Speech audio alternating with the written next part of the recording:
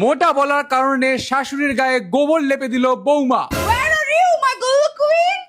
Love you. শাশুড়ির পেছনে pump দিয়ে পাছা ফুলিয়ে আকাশে উড়িয়ে দেওয়া হোক।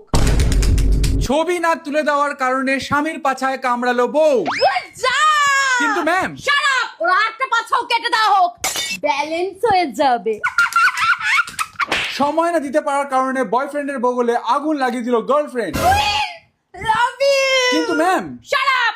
এই বগল তন্দুরের পেছনে শিগ গোজা হোক।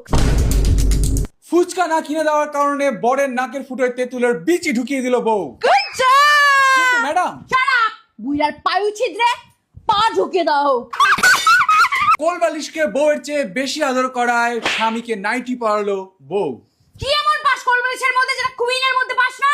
Ma'am Shut up! আমি শুনতেও চাই না। একে কোলবালিশের সাথে বিয়ে দিয়ে দাও right now. You deserve a hot guy.